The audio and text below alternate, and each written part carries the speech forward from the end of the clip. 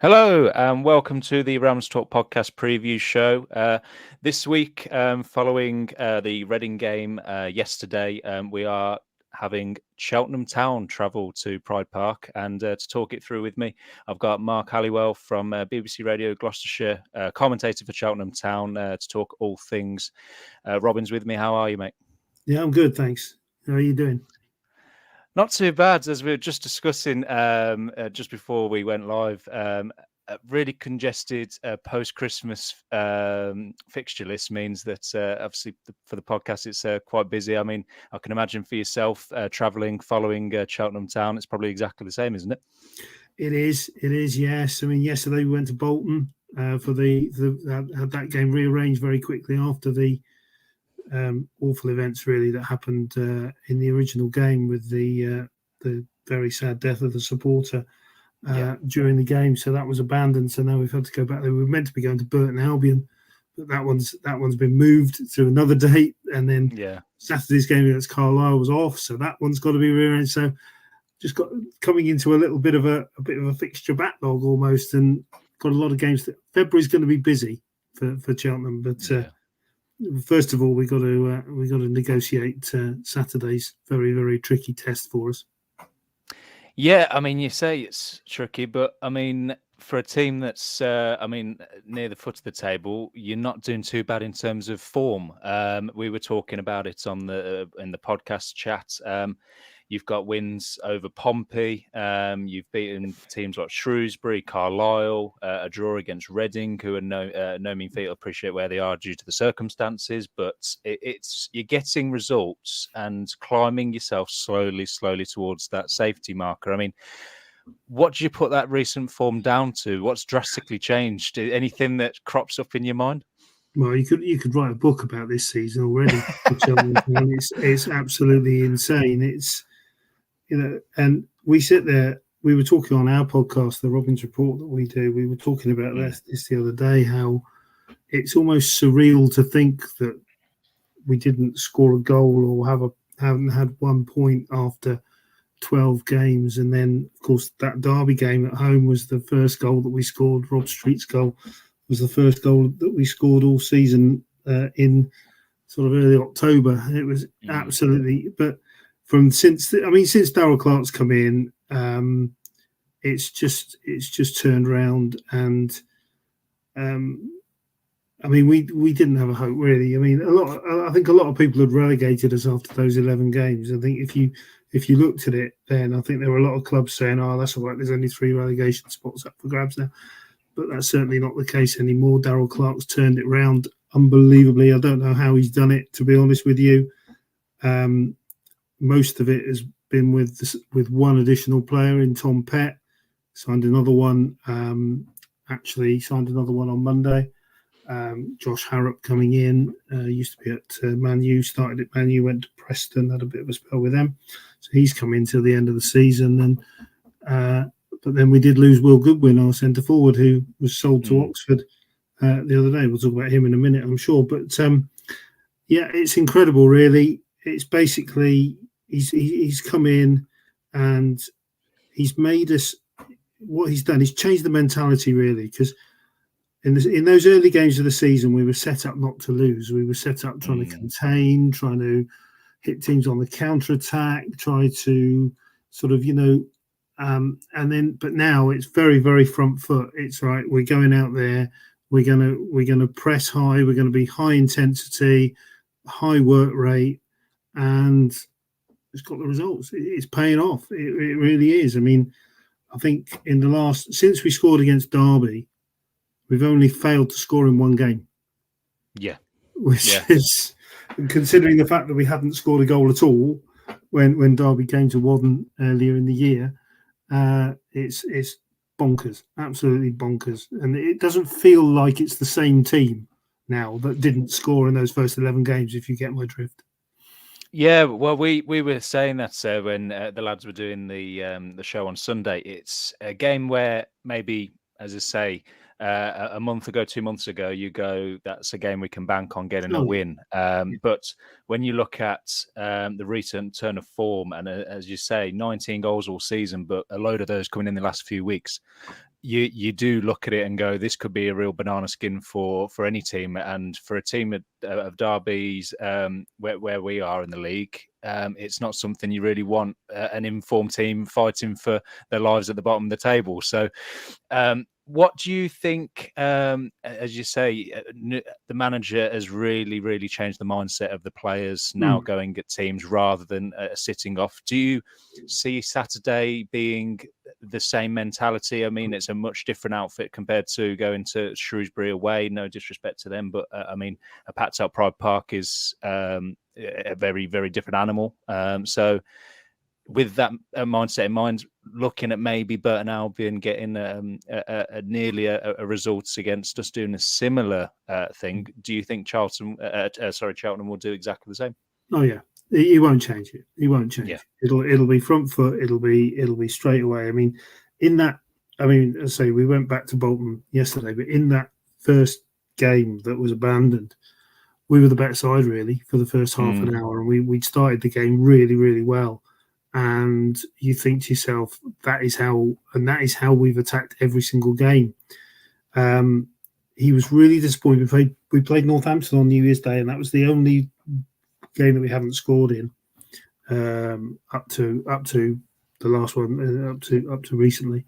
And he was really disappointed with that game. He came out after the game and said that no, it wasn't good enough. He was so disappointed because I think he realises that we're not going to keep many clean sheets. So the only way we're going to win games is to go forward and score goals. And that's the only game we didn't score in. We had got into really good positions, didn't score, lost to a penalty, which was a poor decision by Lewis Freestone to give that away. And that was the game really that he's been really disappointed with. So that tells you everything, that he knows that to get out of this, we've got to go and try and win games. We can't sit back and let teams and try and do that. We've got to go out and do it. We've got to go out and try and win these games. And it's worked so far. He came in, he said he wanted 15 wins. He's got 6. So not a bad start. Yeah, and there's still plenty of games. We've got games in hand on all the teams around us. Yeah. We've still got to play quite a lot of those teams around us. And all we've done at the moment is given ourselves a chance of getting out of it. We're not odds on to get out of it. I'm not sure that some of the teams in the bottom half of the table are that great. And I think if we can try and keep up this type of form that we're on now, we really have got a good opportunity of getting out of it, which nobody would have given us a chance 14 games ago. Yeah, exactly. And when you look at the teams around you, your mentality, when throwback to when we were in the Championship fighting for our lives, trying to escape the deficit of points, you target games that you are going against opposition in and around you, don't you? You go against, we need to beat the teams around us and then nick points if we can from those above us. Do you really see, as I say, we've mentioned you've beaten Pompey. I'm looking at it, a couple of the stats from that game that was at Cheltenham. A lot of your key standout players were going straight down the middle. I've got Bonds, Petts, Davies, obviously a name known to Derby fans at the back. Your keeper had a blinder. Do you really see that centre of the park? I mean, Circum also got 2 goals. Yeah. So you're looking at centre spine really standing up at the moment for yourselves. The midfield 3 have been the key to it, really. Tom Pett coming in with Liam Circum and Elliot Bonds, and also Curtis Thompson plays in there. So there's 4 of them. And also now we've added Josh Harrop to that. We haven't seen him yet, but we'll see what he's like. But it's 3 out of those 4, and they really have been the key to it. I mean, Tom Pett is he's one of those players who you probably don't notice when he plays against you, but he's been around. 32 years old, good experience. Darrell Clark knows him. He said he probably wouldn't have come to play for Cheltenham if Darrell Clark wasn't the manager. So that's the real pull of it. And he's come in and he's just so calm. He looks like he's got so much time. Barely wastes a pass, and then you've got someone like Elliot Bonds, who is a lot younger, but he's got good energy about him. And Liam Circum, he's got 6 goals this year. He didn't score from open play at all last season, and he's already got 6 goals this year. Both goals against Pompey. Scored the winner against Carlisle. and he's somebody who he's 34 years old. He's a fantastic footballer. He really is, and he's been playing a lot further forward. He's been playing almost in the sort of number 10, joining up with the forwards, arriving in the penalty box to score goals, and it's really worked so far. And he's been absolutely outstanding. A word about Curtis as well. I mean, he started the season, and everybody was a bit not sure about this. 38 years old. What's he going to be like? Yeah. He got sent off against Fleetwood in Daryl's first game. I mean, there's a lot of people who actually thought that. I mean, he came in because he's very good friends with Wade Elliott, who was our former manager, obviously, and they were together at Birmingham, and that is basically why he came to Cheltenham. And a lot of people thought, oh well, Wade's gone, Curtis will go. Yeah, hasn't happened, but I have to say, against Portsmouth, he was absolutely outstanding. He was magnificent in that game. He up against Colby Bishop, and Colby Bishop barely got a kick in the whole game. And Curtis was absolutely brilliant. He had a good game against him down at Fratton as well earlier in the year.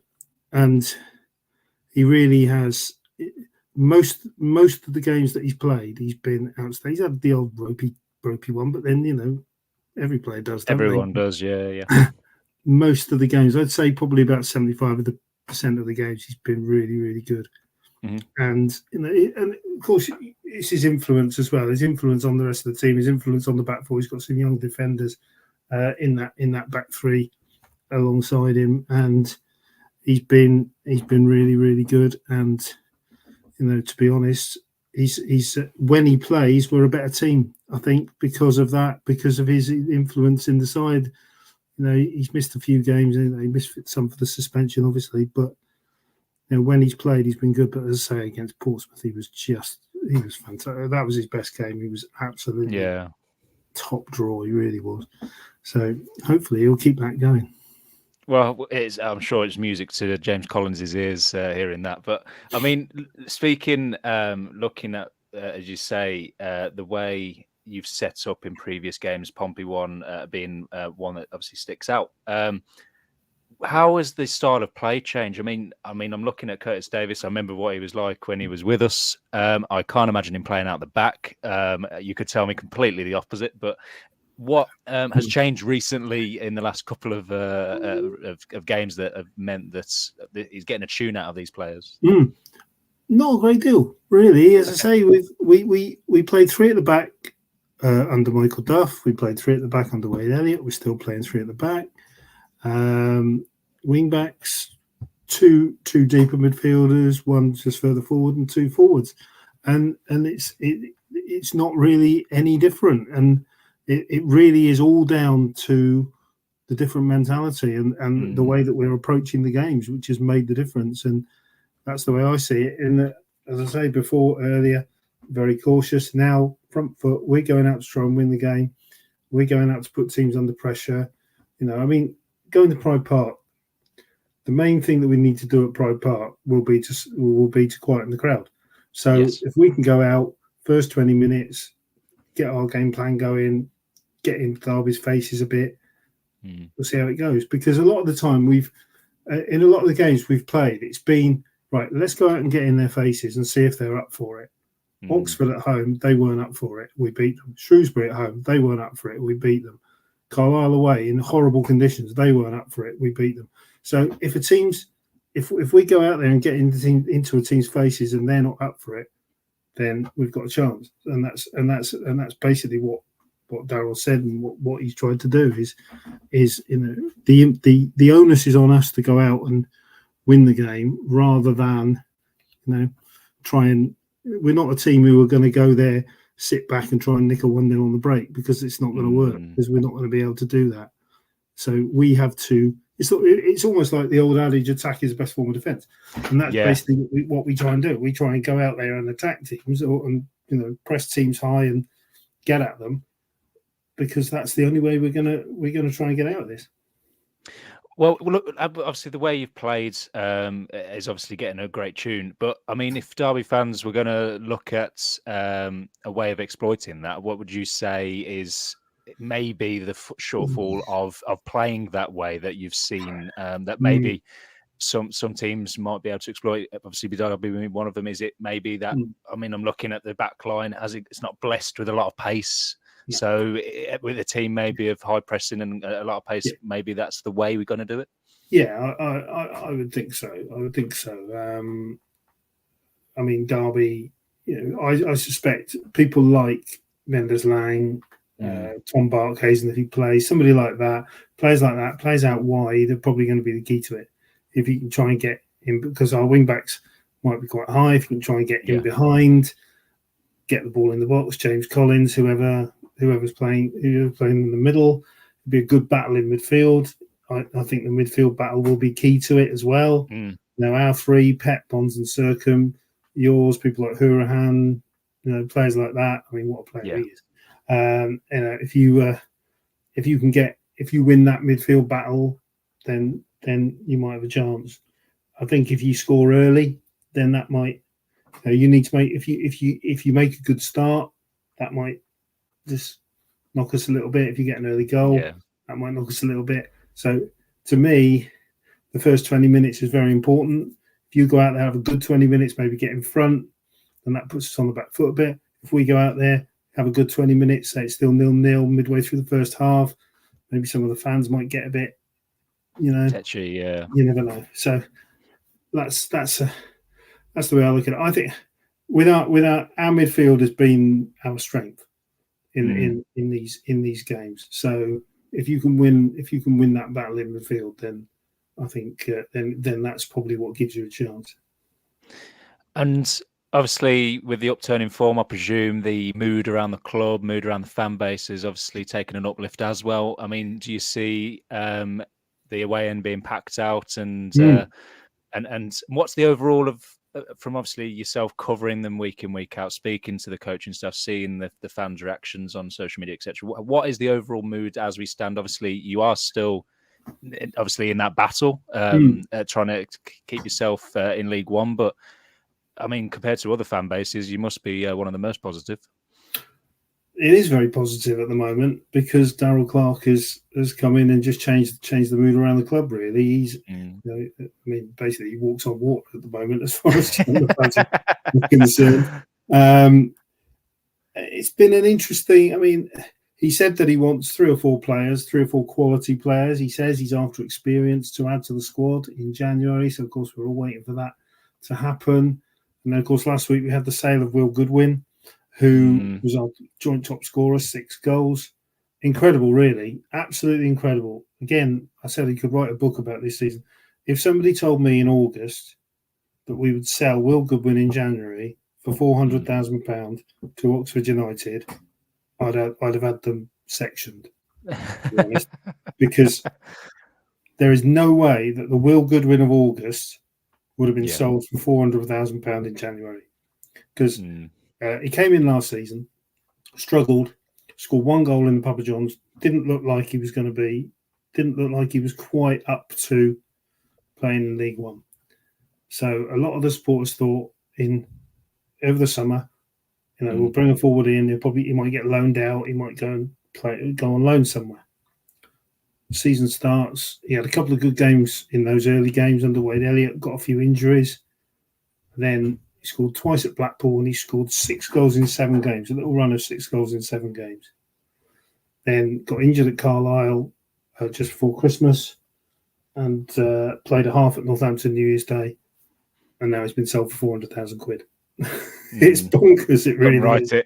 Absolutely mad. And but all credit to him. And really, given that, so basically, he's been sold on the basis of 7 good games, which is quite mad. Yeah, it's quite a risk from Oxford, isn't it? It is. I mean, they're buying the potential. I think that's what they've done. They've bought the potential, and if the potential comes off, then it's a good move. What we've seen, there is as I say, the difference in him from August to now is spectacular, really. And there's a lot of supporters who obviously, sports are never happy when players get sold, and sports saying, "Oh, we shouldn't have sold him," and all this sort of thing. But I think 400 grand for a player on the basis of 3 months. I mean, he might never have another 3 months like that. He might go to he's had a few niggly injuries, and it's one of those where I think they've just weighed it up and they've said, "Yeah, I think we'll take the money." And of course, the idea then is to strengthen the whole squad, and if that one sale then allows Darrell Clarke to bring in maybe the 3 or 4 quality players that he really wants to benefit the club in the medium to long term, then it turns out to be the right. It's one of those where we'll know if it's the right decision in May. Yeah. If we bring the 3 or 4 players in and they work and they get us out of trouble, brilliant decision. If we don't get the 3 or 4 players, and if we struggle and we still go down, then you're thinking, should we have kept him? One of those. So hindsight's a wonderful thing, is the term. It is. It really is. And football fans are brilliant at hindsight and rewriting and they're brilliant at rewriting history. So it's one of those things. We'll see what happens. But so he's gone. So that we're not going to have probably not going to have another forward in by Saturday, so it's going to be up to Rob Street and probably Rob Street and George Lloyd to start up front and try and get some goals. But of course, hot shot Circum in midfield will be the man. But I mean, you mentioned there he's after a couple of key signs. Just before I go into this Saturday and ask what your thoughts are on prediction wise. But I mean, do you see anything happening in the next 3 or 4 days before Saturday? Is there anything kind of murmuring around? As I say, we signed Josh Harrop on Monday, who 28-year-old was at Preston, free agent since the summer, since he left Northampton. Had a lot of injuries, but definitely got some quality about him. Mm-hmm. Plays in that sort of number 10, creative midfielder role, which is something that we've been lacking. There's talk about a defender coming, possibly on loan from a Championship club. Maybe for Saturday. We'll wait and see on that one. And I mean, he wants 3 or 4. I think he'll definitely be after another forward. Now that Goodwin's gone, he'll definitely be after another forward, maybe another one. Goodwin was a sort of a bit of a throwback, really, a bit of a James Collins, sort of an old-fashioned number 9, somebody to work off, flick-ons, get in the box, get on the end of crosses, that sort of player. We could have James Collins, if you don't mind. Yeah, he'd do a job for us. He'd do. I see her after Michael Smith. That would be a great signing if they can get Michael Smith. But that's the sort of player that I think he's after. And then I think he probably wants another sort of defender, maybe a wing back or something like that. But just 3 or 4. We've only got a squad of 20 now. Yes. We did have a squad of 30, and because we had 7 loanees, and he sent 6 of them back because basically they were too young and not really what we need in a relegation fight. And he loaned a couple of told 2 or 3 players that basically, sorry, you're not playing football. 2 of them got loaned out. One of them still knocking about, and but been told it's not going to happen for him. So, he's cut the squad right down, and he's got a little tight group now of 20 odd to work from, and he seems quite happy with that. But he just wants to add 2 or 3 more to it to cover himself in a few areas. But hopefully he can get the players he wants. It's not easy for Cheltenham because, of course, we've probably got the smallest budget in the division, and we know where we are in the food chain. We know where we sit. We've got to wait and be patient for these to be fed the scraps from some of the other teams, I'm afraid. But that's just that's why we pick players up like Tom Pett, like Josh Harrop. Yeah. These players who've been free agents and maybe some other clubs have forgotten about, and think, I forgot about him. So hopefully they'll do a job. Well, sometimes a smaller squad can mean more togetherness, and obviously it's seen a little upturn in results. Added a couple of things, and that's key for a team like Cheltenham: togetherness, team spirit. All the successful Cheltenham teams over the years. Going back to Steve Cottrell's time, John Ward's time in the early 2000s, Michael Duff's time, have been built on team spirit and a good dressing room, togetherness.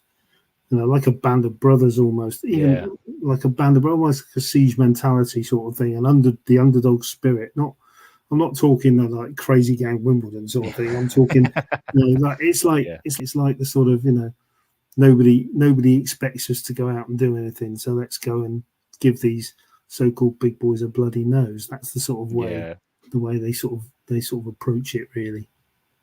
Well, we'll see what they can do at Pride Park on Saturday. Mark, if you were going to put a prediction on this, what would you go for, mate? I'd absolutely snap your hands off for a draw. But I think that is going to be very, very tough. I remember last year's game. Last year's game was 2-0, wasn't it? And it was. It was, yeah. It was. What I remember about last year's game, it was a bit of a nothing game, really. It was a bit straightforward for Derby. I don't think they ever got out of third gear, really, having seen that game. But, I look at Derby should win. Derby should win. On paper, yeah. I wish it was that case. Easy. 90. I think it's one of those games where if it was played 100 times, Derby would win probably 90. So, as I say, I would absolutely love a 1-1. Yep. But I don't really see it. I see Derby edging it. I don't think it'll be a 3 or 4-0. I think it will be maybe a 2-1 or maybe a 3-1, something like that. I don't see Derby absolutely walking all over us and winning by 4 or 5. I think it'll be very, very close, but I just think Derby might just edge it. I'll say a 2-1 to Derby, but as I say, I'd absolutely snap your hand off for a 1-1. 2-1 or 1-1. I will probably go 1-0. I think it's going to be cagey. I think you guys are going to be a real tough test in the way you're playing at the moment. Have you, just remind me, have you got a game tomorrow night in the midweek, or are you going clean bill for Saturday? Yeah, no, Bolton away. Bolton go away. To Bolton. So, nice easy week for us. Bolton about to say Bolton and Derby.